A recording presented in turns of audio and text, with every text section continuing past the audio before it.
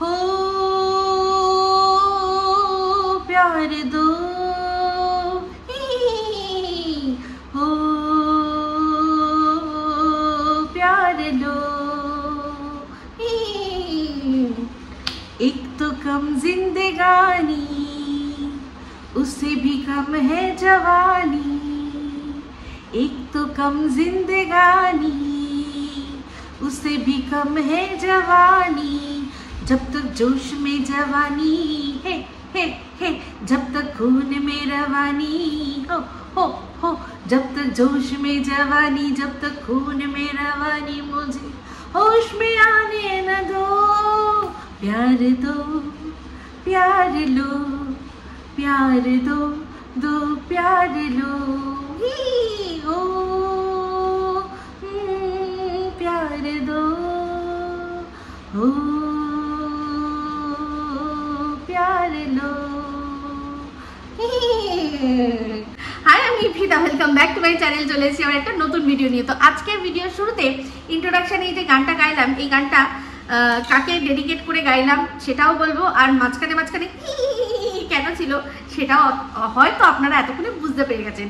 হ্যাঁ, অবশ্যই ওয়াইটি খ্যাত ঘোড়ামুখী নামপ্রাপ্ত আমাদের সুতো, সেই সুতোকে নিয়েই ভিডিও এখন করতে এসেছি। কিন্তু গানটা ডেডিকেট করলাম আমি সুতোর মেজ বোনকে, যাকে অ্যাকচুয়ালি দেখে আমার সবসময়ই লাগে হ্যাপি গো লাকি যাকে বলে, ওই রকম একটা ক্যারেক্টার। আর ভীষণভাবে আজকে ওর মধ্যে সেন্স অফ হিউমার খুঁজে পেলাম, যেটা আমি ভীষণভাবে, যেসব মানুষদের সেন্স অফ হিউমার ভালো, আমার ভীষণ ভালো লাগে। কারণ আমার নিজের একটা ভীষণই উইয়ার্ড টাইপের সেন্স অফ হিউমার রয়েছে, তো সেই যেটা অনেকেই নিতে পারে না। তো যাই হোক, এটা কিন্তু আমি মানে ঘরে বাইরে দুদিকেই বললাম, মানে ইউটিউব আর ইউটিউবের বাইরে আমার এই সেন্স অফ হিউমার অনেকেই নিতে পারে না, যেটা অনেক ক্ষেত্রে ভীষণ উইটি হয়ে যায়।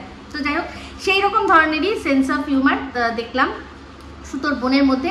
আমার ওর বোনকে, মানে বোনের সাথে যে ভিডিওটা, সেটা আমার খুব ভালো লেগেছে। তবে হ্যাঁ, ভদ্রবাড়ির ভদ্র মেয়ে যে কিনা, মানে যার দিদি কিনা প্রত্যেকের ওপর আঙুল তোলে, তার বোনের এমন এমন কথা যেটা কিনা দিদি সেটা রাখতে পারলো না, কি করতে হলো না, মিউট করে দিতে হলো। মানে কোন লেভেলের কথা যে দিদির রীতিমতো জিভ একদম বেরিয়ে গেছে, জিহবা বেরিয়ে গেছে, এরকম ধরনের কথা তার বোনের মুখ থেকে শুনেছে। তো যাই হোক, যে কিনা সবার মানে আঙুল তোলে, সবার কথা, মানে সে এদিক থেকে ওদিক ভুল উচ্চারণ হলেই আঙুল তোলে বা কাঠগড়ায় দাঁড়ায়, এমন মানুষদেরও যারা কিনা নিজেদের সম্পর্কে বলেইছে যে আমি অত পড়াশোনা করিনি, অত পড়াশোনা জানি না, তাদেরও চায় না। সেখানে তার বোন এরকম একটা ভাষা বললো যে ভাষার জন্য জিভ বেরিয়ে গেল। তো তাতেই কিন্তু প্রমাণ যে এই যে বোনের কথা বলছি, তার এই দিদি মানে ঘোড়ামুখী, সে কতটা বড় হিপোক্রেট ভণ্ড। তো যাই হোক, ওদের মধ্যে আলোচনা হচ্ছিল, কমেন্ট পড়ছিল, সেখানে সবই ও কি করেছে না, নেগেটিভ কমেন্টই পেয়েছে, সেগুলোকেই প্রাধান্য দিয়েছে। পজিটিভ হয়তো বা বেশ কিছু আছে যারা কিনা বলে সেগুলো পাত্তা দেওয়ার মতো না। তাই জন্যই আজকে ভিডিওর মধ্যে ভালো আমার যেটা সাইডটা ওদের লাগলো সেটা, আর যেটা কিনা বুঝতে পারলাম ভেতর থেকে, সেই জিনিসগুলো তুলে ধরলাম। তো সবার আগে এই বিষয় নিয়ে কথা বলি, তারপর মূল বিষয়বস্তুর মধ্যেও যাব, অবশ্যই ডিভোর্স নিয়ে যাব। কিন্তু এই যে ওর বোন একটা কমেন্ট পড়ে বললো যে হেই বেউড়ি লিখেছে আমার সম্পর্কে, আমি কোথায় বেউড়ি রে। তো যাই হোক, সেখানে তার দিদি সেরকমভাবে তাকে এক্সপ্লেন করলো না যে অ্যাকচুয়ালি কেন ওদেরকে বেউড়ি বলা হচ্ছে। তো এই ভিডিওটার মধ্যেই পরবর্তীকালে দেখলাম যে এই ঘোড়ামুখী মানে সুতোর বোন, তার কিন্তু এই ড্রিঙ্কিং সম্পর্কে সে একদম অনেক লেভেল পার করে তারপর গিয়ে এই জায়গায় পৌঁছেছে। মানে লেভেল সম্পর্কে তার ভীষণভাবে সম্যক জ্ঞান, সেই জন্যই রেড লেভেল, ব্লু লেভেল সে নিয়ে কথা বললো, আবার রেড লেভেল চাও হয় সেটাও কিন্তু বললো। তো এবার বলি যে তোমার দিদিকে বা তোমাকে যে বেউড়ি বলা হচ্ছে, তার কারণ কি বলো তো? কারণ আমাকে তুমি খুব ভালো করেই চেনো, এটা আমি খুব ভালো করে জানি। তুমি হয়তো আমার ভিডিওটা দেখবে, না দেখলেও এই সুতো দেখাবি ওর সম্পর্কে যে সুখ্যাতগুলো করছি, বা ওর যেটা ওর ভালো দিকগুলো আমার লেগেছে সেগুলো আমি বলেছি, সেগুলো কিন্তু পৌঁছে দিবি, ঠিক আছে? তোর দায়িত্ব এটা। তো যাই হোক, সেক্ষেত্রে হচ্ছে গিয়ে তোমার এই দিদি সে ফেসবুকে আমার একটা ছবি, আমার প্রোফাইল থেকে সেটা কেউ এনে দেখিয়েছিল। সেখানে কিন্তু কি ছিল বলো তো, অনেকগুলো বোতল ছিল। তুমি যে বোতলের কথা বলছো না, অনেকগুলো বোতল ছিল, তার মধ্যে তুমি লেভেল যেহেতু জানো, দেখবে ওর মধ্যে ব্ল্যাক লেভেলেরও কিন্তু একটা বোতল ছিল, অনেকগুলো বোতলের মধ্যে ব্ল্যাক লেভেলও একটা ব্র্যান্ড ছিল। তো তুমি যখন ব্লু লেভেল জানো, রেড লেভেল জানো, তাহলে নিশ্চয়ই জানবে যে ব্ল্যাক লেভেলের কত দাম।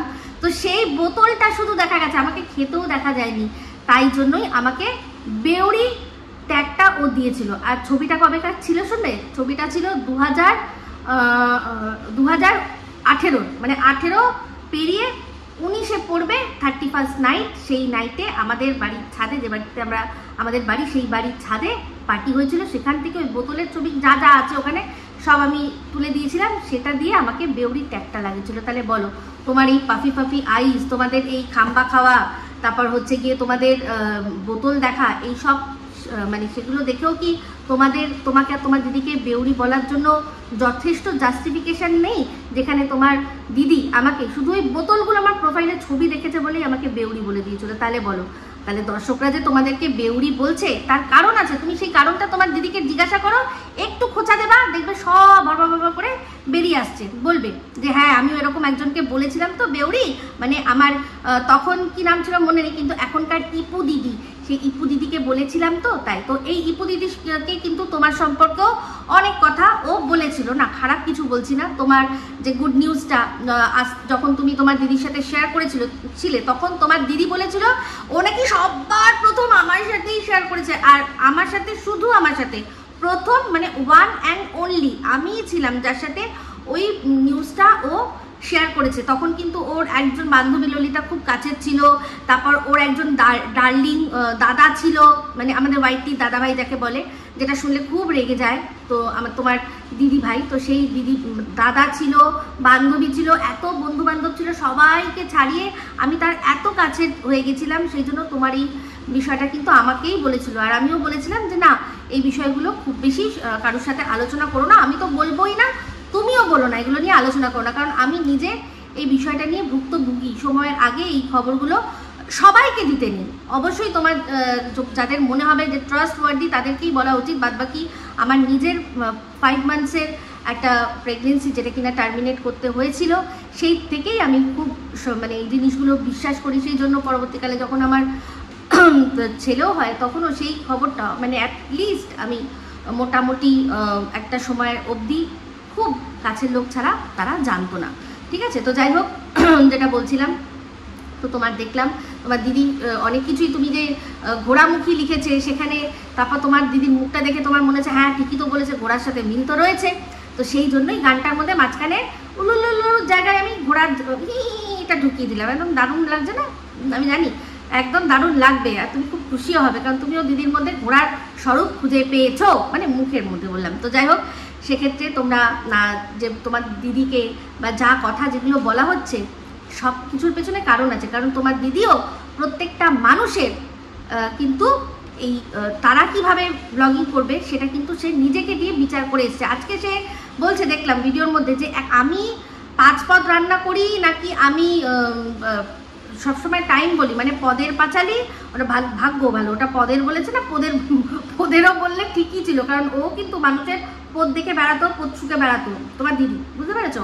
তো তার সেই পদ দেখে প্যান্টি দিদাও একজনকে নাম দিয়ে দিয়েছিল, তাছাড়াও আরও অনেককে অনেক কিছু নাম বলেছিল। তাহলে আজকে যখন সেই ভুলগুলো করছে, তাকে তো শুনতে হবে। তাহলে ও যদি সত্যি মনে করে যে প্রত্যেকটা মানুষ ইন্ডিভিজুয়াল, সে তার ব্লগে সালাম দিয়ে শুরু করবে, নাকি সে হ্যালো দিয়ে শুরু করবে, নাকি নমস্কার দিয়ে শুরু করবে, না সুপ্রভাত দিয়ে শুরু করবে, সেটা তার ব্যাপার। সে সময় বলবে কি বলবে না সেটা তার ব্যাপার, সে দিন বলবে কি বলবে না সেটা তার ব্যাপার। এগুলো যখন সে বুঝে, মানে একদম বুঝতোই, তাহলে সে এই জিনিসগুলো নিয়ে দিনের পর দিন কেন অন্যের ওপর আঙুল তুলেছে? তো সে যখন আঙুল তুলে দর্শকদের এটা বুঝিয়েছে যে মানে সবাইকে একই রকমভাবে গতে ফেলে আর কি বিচার করতে হবে, তাহলে ওকে যদি সেই গতে ফেলে এখন বিচার করা হয়, দর্শকদের কি ভুল যারা কিনা ওখানে লিখেছে, নাকি সেই কন্ট্রোভার্সি ক্রিয়েটারদের ভুল যারা কিনা তাকে দেখেছে সেও এইরকমভাবেই মানুষকে জাজ করেছে যে আমি এটা করি তুমি ওটা করো না, তার মানে তুমি খুব বাজে, তোমার খুব ভালো সেন্স অফ হিউমার, আমি জানি তুমি এগুলো বুঝবে আর বোঝো, আমাকে নতুন করে বোঝাতে হবে না। আর তুমিও দেখলাম অকপট সত্যি কথা বলো। তো যাই হোক, শুধু একটা কথা বলি, যে তোর বোন যদি তোর মতো নাটক না করে নিজে যেরকম স্টাইলে কথা বলে সেরকমভাবে যদি ও নিজের জীবনধারা এরকম সাবলীলভাবে তুলে ধরে না, ও ও তোর থেকে অনেক বেশি এগিয়ে যাবে। তোর ছোট বোনকে চেষ্টা করেছিলি, ওর মধ্যে একটা আড়ষ্টপনা রয়েছে, সেই জন্য ও মানে এত তুই এগিয়ে দিলি তাও কিছু হলো না। কিন্তু তোর এই বোন মানে মেজো বোন, সে যদি তোর মতো নাটক না করে সত্যিকারের নিজের যা হচ্ছে যা করছে, যেই লাইফস্টাইলটা যেরকম সে আছে, যেরকম আছে, সে যদি খুব বড়লোক হয় বড়লোক, সে যদি মধ্যবিত্ত হয় মধ্যবিত্ত, বা সে যদি মোটামুটি মানে যেরকম নিম্ন মধ্যবিত্ত সেরকমই নিজের সত্যটা যদি তুলে ধরে না, ও কিন্তু এগিয়ে যাবে, ওর মধ্যে সেই পোটেনশিয়াল রয়েছে, বুঝতে পেরেছিস? তো যাই হোক, এবার আসি তোর আরও অন্যান্য নানান বিধ কথার মধ্যে। তো যাই হোক, তোর বোন সম্পর্কে বলছি যখন, লাস্ট একটা কথা দিয়ে তোর বোনের ওই ভিডিওটা তোর সাথে সেটা শেষ করব। সেটা হচ্ছে গিয়ে তোর বোন দেখলাম বলল যে রবিবার এসেছিল, সোমবার দিন শিবের উপোসটাও করবে, আর পরের দিন বজরংবলীর ও মন্দির মানে আর কি ওই উপোসটাও করবে, মানে পরপর দুদিন ও নিরামিষ খাবে, তাই তো? কিন্তু আর শিবের মাথায় জলও ঢালবে। তো যেহেতু শ্রাবণ মাসের প্রথম সোমবার হিসাবে ও স্পেশাল পুজো করার এটা আয়োজন করছে, নিত্য পুজো নয়, তার জন্য তাহলে ওর উচিত ছিল আগের দিন সংযম করা।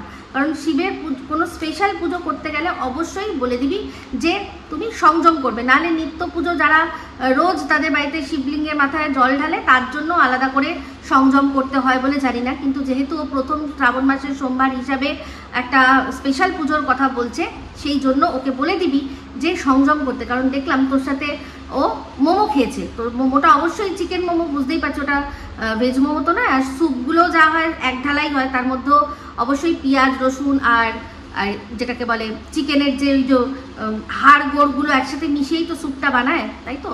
তো সেই জন্য অবশ্যই সে সংযম করেনি। যখনই শিবের স্পেশাল পুজো করবে তখন কিন্তু আগের দিন সংযম করে তারপর করতে বলবি, ঠিক আছে? আর বজরংবলীর ক্ষেত্রে সাধারণত এরকম সংযমের নিয়ম আমি জানি, আমার জানা নেই, কিন্তু করলে সব পুজোর ক্ষেত্রেই করলে ভালো কথা।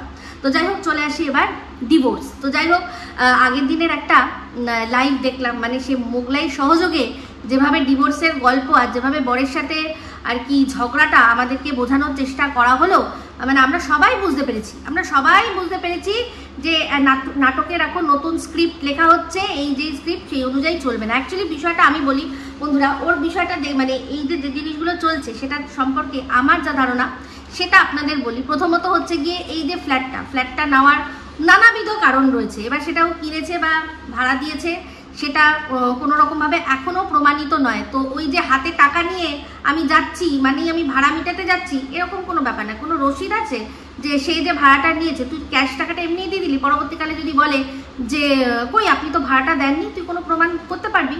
তা সেই জন্যই তো রসিদ দেয়। আর না হলে লোকে কি করে, অনলাইনে পেমেন্ট করে। যেমন আমি আমার ভাড়া এই ফ্ল্যাটে দিই, যত মাস আছে প্রত্যেক মাসেই আমি অনলাইন ট্রানজাকশান করেছি। তাই সেই জন্য আমার কাছে আমার বাড়িওয়ালার কাছেও একটা রেকর্ড আছে যে আমি কোন মাসে কোন দিন টাকা দিয়েছি, মাইনে দিয়েছি, মানে রেন্টটা দিয়েছি। তাহলে তুই এরকমভাবে এত বুঝিস, এত জানিস, লোককে গাইড করিস, সোশ্যাল মিডিয়া ইনফ্লুয়েন্সার, তুই ইনফ্লুয়েন্সার।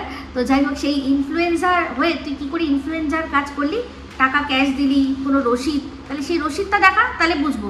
এগ্রিমেন্ট পেপারের কথা হয়েছিল, এগ্রিমেন্ট পেপার কি তুই দেখিয়েছিলি যে কিনা তুই নিজের মানে পাছার ওপর থেকে কাপড় তুলে, তোর একদম প্রায় পোদের কাছে পুরো কাপড় তুলে তুই ট্যাটু দেখাতে সক্ষম হয়ে গেছিলি, বা নিজের এই তোর এক্সরে প্লেট সেটা দেখালি? তাহলে তোর একটা এগ্রিমেন্ট পেপার দেখাতে কি এমন প্রবলেম আছে?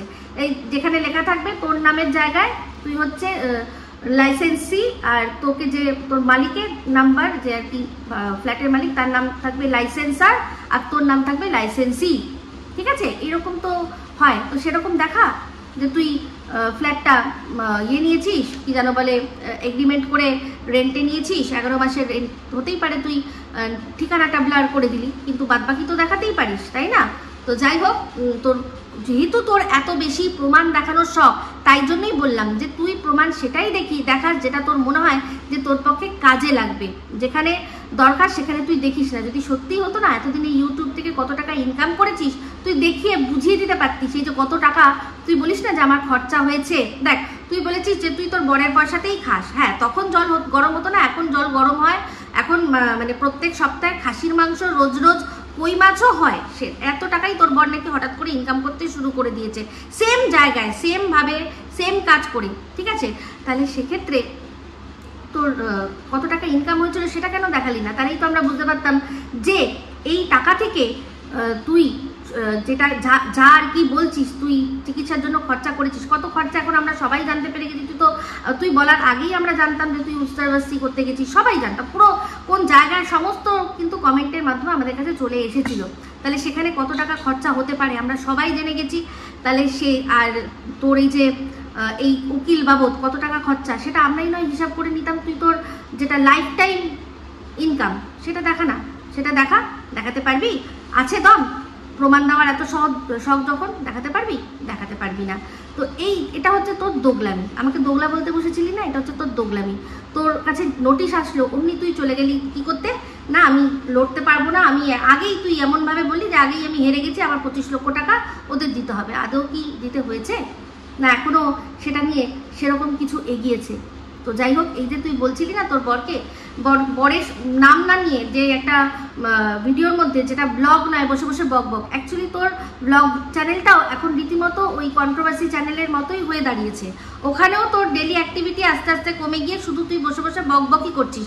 আগের দিনও তোর বাবার সাথে নাকি তুই গেলি উকিলের কাছে, কিন্তু কি করলি দেখাতে পারলি না। কারণ আদৌ কি এরকম ধরনের কিছু হয়েছে যে তুই দেখাবি? আদৌ হয়েছে? তুই ক্লিপ কিনছিস, তুই ট্রেনে করে যাচ্ছিস, সেগুলো তুই দেখাবি না? তোর তো এটা মাথায় রাখতেই হবে যে বরের সাথে ঝগড়া হোক আর দুনিয়ার যার সাথেই ঝগড়া হোক, আমি যখন ভাড়া নিয়েছি আমাকে খাই না খাই ভাড়াটা দিতেই হবে। তাহলে আমাকে ভাড়াটা দিলে কি করতে হবে? আমাকে ইনকাম করতে হবে। তাহলে সেই ইনকামটা তুই ছেড়ে দিয়ে মুখে মুখে বসে বসে বলে দিচ্ছিস যে আমি এইখানে এই ক্লিপ কিনেছি, ওইখানে আমি এটা খেয়েছি, আমি এই চূড়া পাউডার নিয়েছি। তো সেটা তো তোর বড় ট্রেনে করে যাতায়াত করে, সেও তো নিয়ে আসতে পারে তোর জন্য, তাই না? এটা কোনো প্রমাণ হলো কি যে তুই তোর বাবাকে নিয়ে উকিলের কাছে গেছিলি? তো যাই হোক, উকিলের কাছে যদি যাওয়া হয় বন্ধু, এখন বন্ধুরা ব্যাপার এটাই যে এই যে ফ্ল্যাটটাও নিয়েছিল, কারণ সে সময় ম্যাডাম বলেছিলেন যে ওর বাড়িতে যাওয়া হবে, ওর বাড়িতে তাছাড়াও ওর এরিয়াতে গিয়ে জানানো হবে যে একজন মাস্টারমশাইয়ের বউ সে কীভাবে মানুষকে ঠকিয়ে ক্রাউড ফান্ডিং করছে। ক্রাউড ফান্ডিং মানে প্রচুর মানুষের কাছ থেকে টাকা তুলছে। কিসের জন্য না, সে ইনকাম করার জন্য যে ভিডিওগুলো করেছে, সেই ভিডিওগুলোর জন্য তাতে এমন কিছু কথা বলেছে যাতে করে যাদের সম্পর্কে বলেছে তারা তার বিরুদ্ধে একটা ডিফামেশনের কেস করেছে।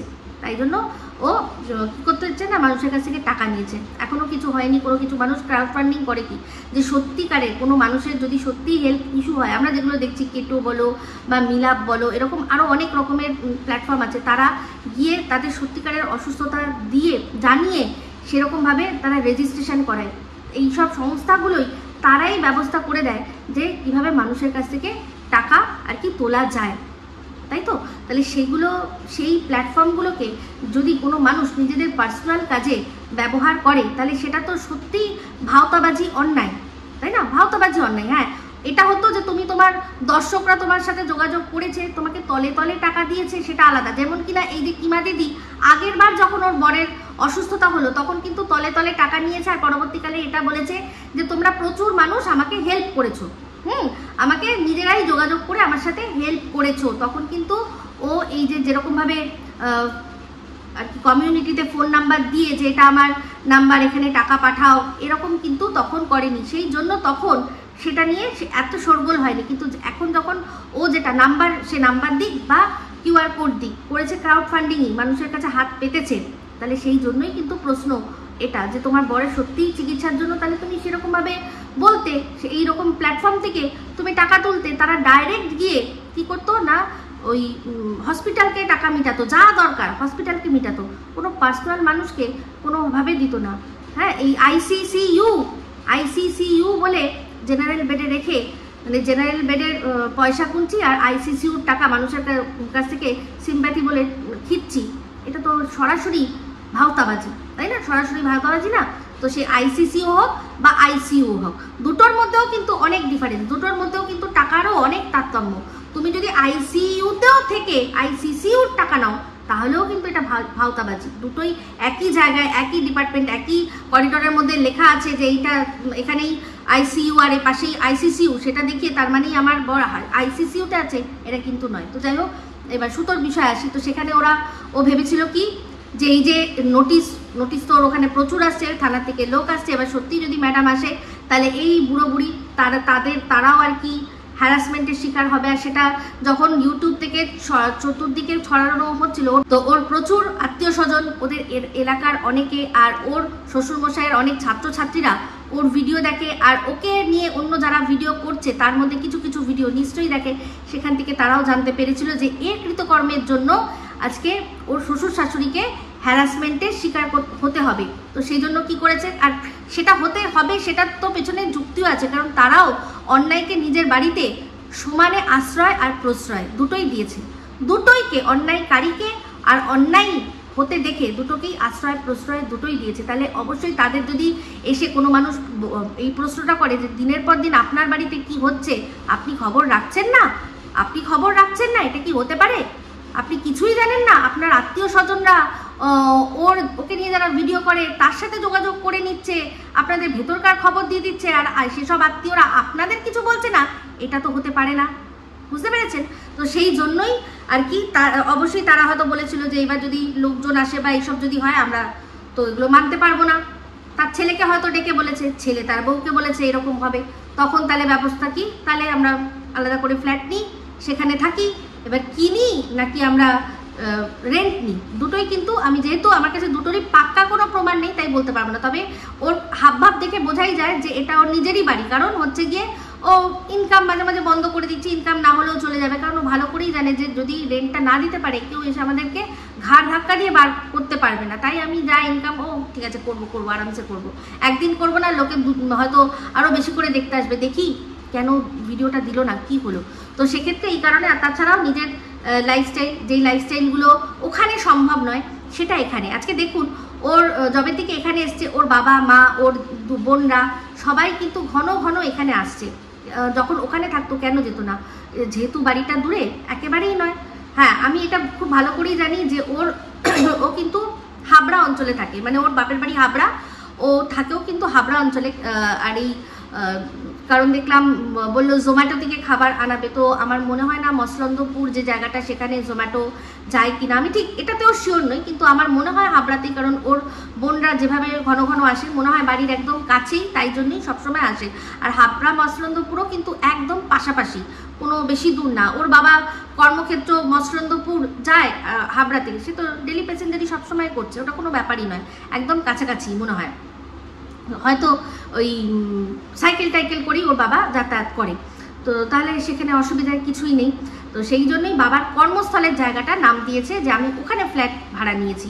হ্যাঁ, এই জায়গাটার নাম ও বলেনি। তো যাই হোক, আমরা বুঝতে পারি সবটাই। তো সেক্ষেত্রে এখন সবাই এত বেশি বেশি করে আসছে, ওখানে কেন আসতো না? কারণ অনেক ব্যাপার থাকে। কারণ দেখুন এই যে মা বা বাবা বা বোনরা, তারা বোনের সাথে দেখা করতে আসছে বা মেয়ের সাথে দেখা করতে আসছে, একবারও শ্বশুর শাশুড়ির সাথে মানে যাদের বাড়িতে আসছে তাদের সাথে একবারও দেখা করতে যাচ্ছে না। এটা সত্যি সবার জন্যই নিন্দনীয়, বা সবার জন্যই হচ্ছে এটা একটা আলোচনার বিষয় হয়েই দাঁড়াবে। দেখুন এরকম তো নয় যে ওর শ্বশুর বা শাশুড়ি কেউ বুঝতেই পারবে না, বোনরা আসবে হাহাই করবে।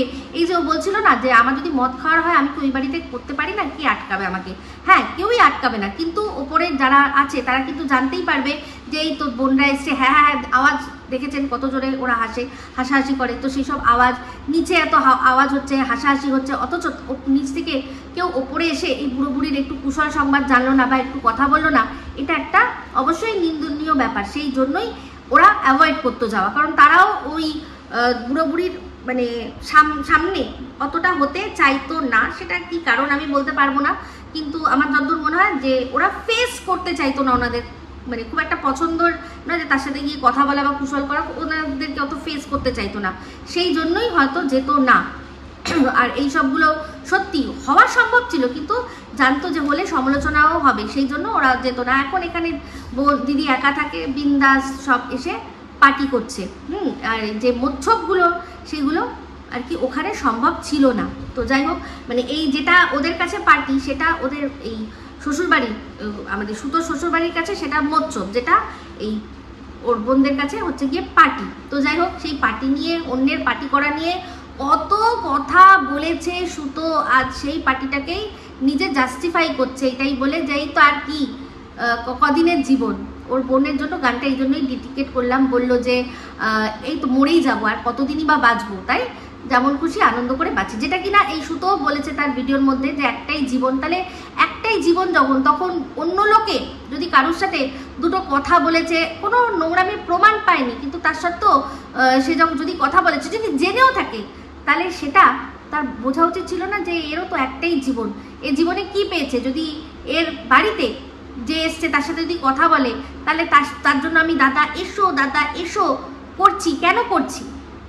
কারণ তখন ওই যে নিজেকে আদর্শ বলে প্রতিষ্ঠিত করতে হবে, তাই জন্যই কি করেছে যে সেটা নিয়ে কুৎসা করেছে। তো যাই হোক, যেটা বলছিলাম, তো এই বিষয়টা হলো, তখন তারপর দেখলো যে এখন তো ওখানে যাওয়া মানে কোনো কেউ যাচ্ছেই না, ম্যাডামের বিষয়টা উঠলো, কিন্তু আদৌ তো কেউ যাচ্ছে না, কেউ তো গিয়ে খোঁজ খবর নিচ্ছে না, ঠিক আছে?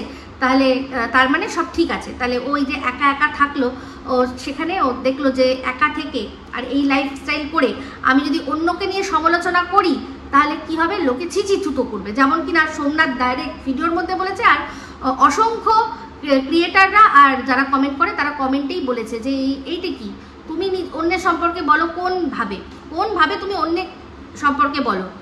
যেমন কিনা ও আমাকে বলল যে তোমার ছেলে নর্মাল না, তুমি অন্যকে নিয়ে কথা কি করে বলো? তার মানে যে একটা নর্মাল বাচ্চাকে জন্ম দিয়েছে, সে তার মানে অন্যের সম্পর্কে যা খুশি বলতে পারে। আমি আমার বাচ্চাকে যখন জন্ম দিয়েছি, আমার বাচ্চার বার্থের যে রিপোর্টটা, তার মধ্যে কোথাও লেখা ছিল না যে আমার ছেলে বা আমার সন্তান অ্যাবনর্মাল, কোথাও লেখা ছিল না, ঠিক আছে? এবার নর্মাল অ্যাবনর্মাল মানুষ তো, অনেক মানুষ সুস্থ মানুষও পাগল হয়ে যায়, যে রাস্তায় যারা ঘোরে আমরা তো দেখি যে তারা সুস্থ মানুষ পাগল হয়ে গেছে, তাই তো? তাহলে সেক্ষেত্রে আমার ছেলে নর্মাল নয়, মানে তার উপর একটা অ্যাবনর্মাল ট্যাগ ও বসিয়ে দিল, সেটা ওর পক্ষেই সম্ভব। তাহলে ওর যুক্তিতে যারা নর্মাল, এই যে তাহলে রিম্পা বলুন, দীপ্তিদি বলুন, তাহলে আমাদের কিমা দিদি বলুন, হ্যাঁ, তারপর হচ্ছে কি আমাদের ওয়াইটি দাদা ভাই বলুন, আমি কয়েকজনের নাম আর কি যারা বহুল প্রচলিত তাদের, বা দেবশ্রীদি বলুন, গীতাদি বলুন, তারপর হচ্ছে গিয়ে আরও আমি কারোর নাম যদি ভুলে যাই মানে বা যোগ করতে ভুলে যাই, তাহলে তোমরা কিছু মনে করো না। তো আমি মোটামুটি যাদের নাম সবার মুখে মুখে, তারপর শিল্পী এদের সবার বাচ্চা তো নর্মাল, তাহলে ওরা যদি ওর সম্পর্কে নোংরা কথা বলে, তাহলে সেটা জাস্টিফাইড হবে। তো শুধু আমার বাচ্চা নর্মাল নয় তাই জন্য আমার বলা উচিত নয়, বাদবাকি এরা সবাই নর্মাল বাচ্চা যেহেতু জন্ম দিয়েছে, তার মানে ওরা ভগবানের কাছ থেকে লাইসেন্স পেয়েই গেছে যে ওরা যার সম্পর্কে যা খুশি নোংরা, মিথ্যে, বাজে, অপবাদ সব কিছু দিতে পারে, তাই তো? ওর যুক্তি অনুযায়ী। তো যাই হোক, সেক্ষেত্রে আমি এটা কখনোই মনে করি না। আমি মনে করি যে সবকা আপনার নর্মাল, এটাই সত্যি কথা। যেটা আমার বাচ্চার মধ্যে যেটা আছে সেটা অনেকের মধ্যে নেই। আমার বাচ্চা আমার মতো, আমি তাকে নিয়ে এগিয়ে চলবো, সেটা ও যেটাই যেরকম আছে সেটা আমাকে ফেস করতে হয়, অন্য কাউকে নয়। তাই তাদের আমার মনে হয় না, অন্তত একটা বাচ্চাকে নিয়ে আমার সাথে না পেরে একটা বাচ্চার সাথে লড়া আমার মনে হয় না উচিত, বা সেটা তারা তাদের কর্মাকেও খুব ভালোভাবে আর কি জল দিচ্ছে বা খুব সুন্দর করে কর্মার ওপরে গঙ্গা জল ছিটাচ্ছে, একেবারেই নয়। তারাও একটা সময় বুঝবে, কোনো একটা সময় বুঝবে। আমি বলছি প্রত্যেকে যারা এই জিনিসটা করেছে না আমার বাচ্চাকে নিয়ে, তারা প্রত্যেকে একটা না একটা সময় চোখের জল ফেলে এটা রিয়েলাইজ করবে, আচ্ছা ওই বাচ্চাটাকে নিয়ে আমি ওরকম বলেছিলাম, তাই জন্য মনে হয় আজকে আমাকে এই দিনটা দেখতে হচ্ছে। আমি বলবো যেভাবেই হোক তারা এই যে নর্মালের অ্যাবনর্মালিটি, সেই জিনিসটা যেটাকে যার ওদের চোখে যেই অ্যাবনর্মালিটি, সেটা তারা প্রত্যেকে যেন নিজেদের জীবন দিয়ে, নিজেদের প্রিয়জনের মধ্যে দিয়েই কোনো না কোনোভাবে ফিল করুক, তারপর তারা বুঝবে যে কোনটা অ্যাবনর্মাল আর কোনটা নর্মাল, ঠিক আছে? তো যাই হোক, এটা কোনো অভিশাপ নয়, এটা আমার একটা অ্যাজাম্পশন বা বলতে পারো ভবিষ্যৎবাণী। হবেই হবে, দেখে নিও তোমরা মিলিয়ে। সেই দিন আমার কথা মনে করবে আর চোখের জল ফেলবে, আর আমার বাচ্চার মুখটা তোমাদের মুখের ওপর মানে চোখের ওপর ফুটে উঠবে, ঠিক আছে? তো যাই হোক, আমি আমার বাচ্চা যাই হোক না কেন সেটা নিয়ে না কোনোদিনও কারোর কাছে কাঁদুনি গাইতে এসেছি না কিছু। আমি সবসময় মনে করি যে আমার বাচ্চা অন্যান্য সব কটা বাচ্চা যারা আছে তাদের মতোই, উল্টে আমার মনে হয় আমার বাচ্চার মধ্যে আরও অনেক এক্সট্রা বেশি রয়েছে, যেটা কিনা হ্যান্ডেল করতে ও হয়তো পারে না, বা ওর মতো বাচ্চারা হ্যান্ডেল করতে পারে না, ঠিক আছে? তো যাই হোক, সেই জন্য নিজেদেরকে এক্সপ্রেস করতে পারে না। তো যাই হোক, যেটা বলছিলাম, সেক্ষেত্রে দেখলো যে কিছুই হচ্ছে না, অথচ আমি এখন অন্যকে নিয়ে কন্ট্রোভার্সি করতে গেলেই আমাকে গালবন্ধ শুনতে হচ্ছে। এমনকি যাদের সাথে ওঠা বসা তাদের নিয়েও আমি মুখ খুললে আমাকে মুখে জুতো এসে দর্শকরা মেরে দিয়ে যাচ্ছে। তাহলে আমার কি করতে হবে?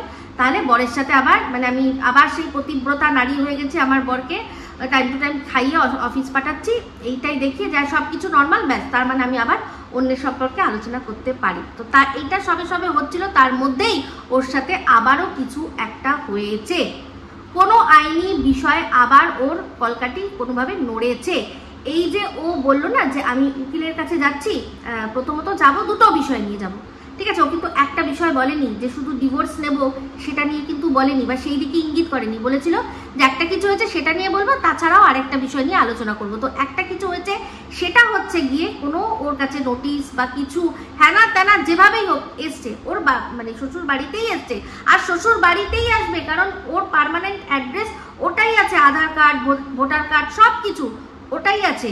তো সেখানে ওর ওখানেই আসবে, তার জেরে ও যেখানে পৃথিবীর যেখানেই যাক না কেন তার জেরটা সেখানে ওর কাছে যাবেই, মানে পৃথিবীর বলতে ভারতবর্ষের কথা বলছি, ও ভারতবর্ষ ছেড়ে তো কোথাও যেতে পারবে না এখন, কারণ অবশ্যই ওর পাসপোর্টই ইস্যু হবে না, ওর এতগুলো থানায় এত জায়গায় এত ওর নামে এফআইআর রয়েছে, ও বেল নিয়ে রয়েছে, তো অবশ্যই সে হবে। তো বেল নিয়ে থাকলে সবাই যে যেতে পারে না এরকম কোনো ব্যাপার না। তো এই ফিল্ম স্টার তারা তো জানেন শুটিংয়ের জন্য তাদেরকে দেওয়া হয়, সেগুলো স্পেশাল, কিন্তু ও তো আর সেরকম সেলিব্রিটি নয়, তো সেরকম বলছি। তো যাই হোক, যেটা বলছিলাম, সেক্ষেত্রে দেখলো যে হ্যাঁ এবার এসে গেছে, তো আবারও সেই অশান্তি শুরু হয়েছে। ওর বর বলেছে তুমি তো, আমি এটা আইডিয়া করে বলছি, তুমি তো বলেছিলা যে তুমি এখানে না থাকলে আর এগুলো হবে না, সেই জন্য তুমি ফ্ল্যাটে চলে যাচ্ছ, কিন্তু কই, এই তো হচ্ছে, তোমাকে খোঁজ করতে এখানে আসছে। এবার আমার বাবা মা তোমাকে তরকারি পাঠাচ্ছে, সব কিছু পাঠাচ্ছে, এত তোমার সাথে ভালো সম্পর্ক, তারা জানেই না যে তুমি কোথায় আছো, এটা হতে পারে? তাহলে এই যে তরকারিটা পাঠাচ্ছে কোথায়, মানে তাহলে তারা না জানে, তাদের ছেলে তো জানে, তাদের ছেলে তো জানে, ছেলেকে তো আর তারা যেটাকে বলে ত্যায্য পুত্র করে দিয়েছি, এরকম তো কিছু লিখিত পরিতভাবে করেনি যে ছেলে বা ছেলের বউ কি করছে আমাদের কোনো কিছু জানা নেই, আমরা ত্যায্য পুত্র করে দিয়েছি, তাহলে তো সম্পত্তি থেকে হাতছাড়া হতে হবে।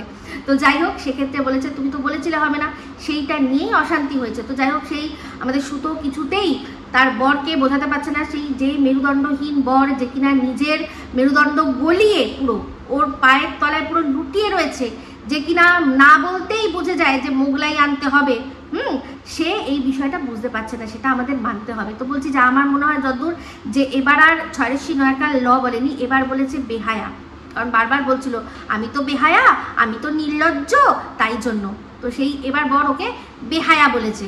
তো সেক্ষেত্রে বলছি যে যে এত কিছু বুঝে যায় সে এইটুকু বুঝলো না, ওর বর ওকে যেভাবে সাপোর্ট করেছে, সত্যি কথা বলতে মানে অন্যান্য কোনো বররাই করে না, যেখানে ওই দক্ষিণেশ্বরে যেভাবে সবাইকে সামলেছিল, তারপর হচ্ছে গিয়ে যেভাবে কদিন আগেই ভিডিও করলো যেখানে এরকম চিৎপটা হয়ে খাটের মধ্যে শুয়ে রয়েছে, কে তুলে দিয়েছে ওই ছবিটা?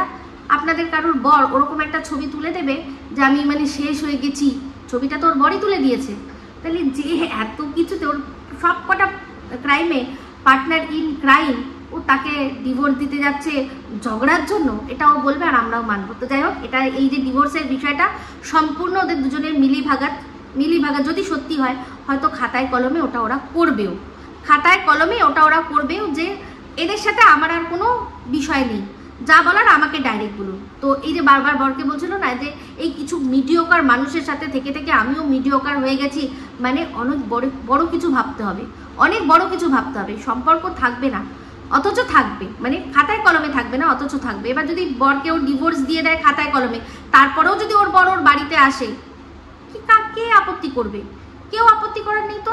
তখন ওরা অ্যাজ আ বন্ধু হয়ে গেছি, আমরা ডিভোর্স হয়ে গেছে, বন্ধু হয়ে গেছি, আসতেই পারে, সেটা কোনো ব্যাপার নয়, এগুলো তো আমরা এখন দেখছি, আর এটা কোনো ব্যাপার নয়, কিন্তু এটাও করবেই আইনি জটিলতা থেকে বাঁচার জন্য, আর কোনো কিছু ওদের মধ্যে না। এই নাটকটাই সাজানো হচ্ছে যার জন্য ভিউজ হ্যানা ত্যানা সব কিছুও যাতে হবে, আর তার সাথে সাথে আইনি জটিলতা থেকে বাঁচতে। এই যে ম্যাডামের লাইভে সেদিনও তেড়ে পুড়ে গেছিলো, অবশ্যই কিছু চড়িয়ে তারপরেই গেছিলো, কিছু চড়িয়ে তারপরেও গেছিলো, যদিও তারপরে নিজের লাইভে যখন লাইভে যে কথাগুলো যেরকমভাবে বলছিল বা পড়ছিল, তাতে দেখেই বোঝা যাচ্ছিল যে মানে অনেকক্ষণেরই ব্যাপার হয়েছে, একটু হালকা হালকা শুরুর হ্যাঁ এরকম একটা হচ্ছিল।